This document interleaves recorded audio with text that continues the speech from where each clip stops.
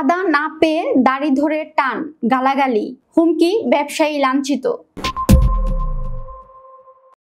মানিকগঞ্জের ঘিওর উপজেলায় এক ব্যবসায়ীকে চাঁদা না দেওয়ার কারণে মারধর, দাড়ি ধরে টানাটানি ও গালাগালি করার ঘটনা ঘটেছে। অভিযোগ করা হয়েছে স্থানীয় টিন ব্যবসায়ী নাসিম ভুঁইয়ার বিরুদ্ধে। ঘটনা ঘটেছে 23শে জুন সোমবার রাত 9টার দিকে ঘিওর বাস স্ট্যান্ড এলাকায় মানিক কম্পিউটার নামের একটি দোকানে। ভুক্তভোগী দোকানদার মালিক আলী আজম মানিক বলেন, নাসিম ভুঁইয়া তার কাছে নিয়মিত কাজ করাতেন, কিন্তু কখনো কাজের পারিশ্রমিক পরিশোধ করতেন না, বরং কাজের টাকা না দিয়ে নিয়মিত চাঁদা দাবি করতেন। চাঁদা দিতে অস্বীকার করলে নাসিম তার ব্যবসা বন্ধ করে দেওয়ার হুমকি দিতেন। ঘটনার রাতে জমি সংক্রান্ত একটি কাজ দিয়ে নাসিম দোকানে আসেন।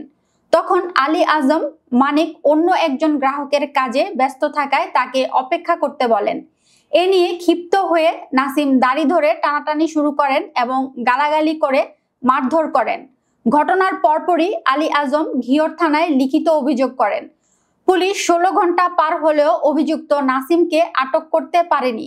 ঘিওর থানার ভারপ্রাপ্ত কর্মকর্তা মোহাম্মদ রফিকুল ইসলাম বলেন, তারা অভিযোগ পেয়েছেন এবং বিষয়টি তদন্ত করে আইনগত ব্যবস্থা নেওয়া হবে। নাসিম ভুঁইয়া স্থানীয় বাস স্ট্যান্ড এলাকার মোশাররফ হোসেন ওরফে বাচ্চু ভুঁইয়ার ছেলে এবং পেশায় টিন ব্যবসায়ী। রাজনৈতিক সংশ্লিষ্টতা নিয়ে ঘিওর উপজেলা বিএনপির সাংগঠনিক সম্পাদক মিজানুর রহমান খান কুদরত জানান, নাসিমের দলের সঙ্গে কোনো সম্পর্ক নেই। ঘটনার একটি ভিডিও সামাজিক যোগাযোগ মাধ্যমে ভাইরাল হয়েছে এবং ব্যাপক আলোচনার জন্ম দিয়েছে।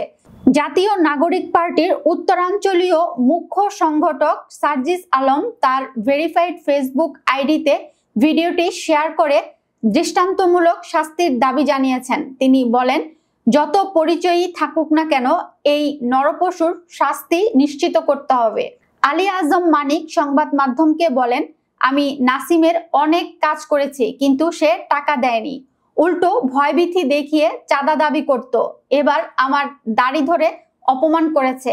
আমি ন্যায় বিচার চাই। ঘিওরের এই ঘটনায় স্থানীয় ব্যবসায়ীদের মধ্যে উদ্বেগ ছড়িয়ে পড়েছে। তারা আশা করছেন দ্রুত ন্যায় বিচার ও পুলিশি কঠোর ব্যবস্থা নেওয়া হবে যেন এ ধরনের ঘটনা আর না ঘটে।